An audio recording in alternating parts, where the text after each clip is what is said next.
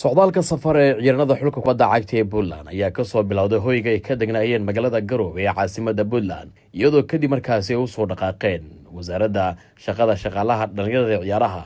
kadibna waxay u soo gudbeen wasaaradda maaliyadda iyadoo halkaas uu ku sugnaa madaxweynaha Puntland mudane Saciid Cabdullaahi Dani kaasoo halkaa ugu sameeyay kulan macsalaameyn sagootin sidoo kale dhiirigelin isugu jiray waxaana kadib ay ka soo amabaxeen garoonka diyaaradaha ee Garowe ayagoona markaasi soo aaday dhinaca iyo magaalada Muqdisho ay ugu qayb qaadanayaan tartanka maamul goboleedyada iyo sidoo kale gobolka Banaadir oo dhawaan ka furmi doona magaalada Muqdisho.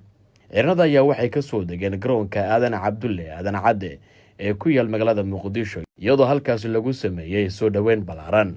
ugu horeyn waxaa halkaasi ka hadlay gudoomiye ku-xigeenka labaad ee xiriirka kubadda cagta mudane Cabdullaahi Sheekh Nuur Axmed kaasoo aad u soo dhaweeyay wafdigii iyo sidoo kale ciidanada kubadda cagta ee Jubbaland ee soo gaaray maanta magaalada Muqdisho. aad baan u faraxsanahay insha Allah inaan soo dhaweyn maasha Allah waxaan leenahay soo dhawaada waxaad timaadeen magaalada Muqdisho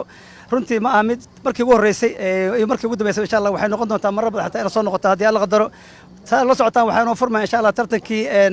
saddexaad maamul goboleedyada Soomaaliya insha Allah 20 bisha aan ku jirno hadda ay furmi doonaa haddii Alla qadaro runtii waxay noo muuqatay in isbedel badan uu dalka ka muuqdo haddii Alla idmo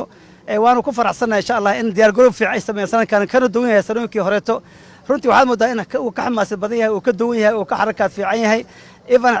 xataa ciyaartooyda iyo dadka soo qaybgalka laftooda ayna ahayn dadkii hore xataa dadka xirfad fiican waxaa moodaa inuu ka sareeyo tartamadii awal soo maray.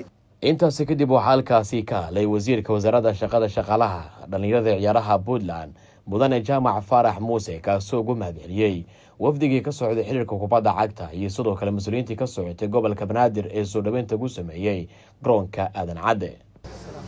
aad iyo aad baan ugu faraxsanahay soo dhaweynta aad noo sameyseen runtii waanu filaynay waanu idinka mahadnaqaynaa soo dhaweyntan aadka u weyn ee dhammaan ciddii maxay tahay metelaysay xiriirka kubadda cagta Soomaaliya heer federaal iyo mas'uuliyiinta kale iyo saxaafaddaba aad baan idinka mahadnaqaynaa. halkan waxaan u nimid Puntland xulka kubadda cagta Puntland inaan ka qayb galo tartanka ciyaaraha ee koobka dowladda xubnaha ka dowladda federaalka iyo gobolka Banaadir ay halkan lagu qabanayo. waxaan rajaynayaa muddo ilaa 4 sano ku dhow ama 4 sano ah oo markii ugu horeysay tartankan uu dhaco inkastoo hore u dhici jiray tartankan Puntland oo runtii hormuud ka ahayd dhismaha dowladnimada Soomaaliya heer federaal waxaan rajaynaynaa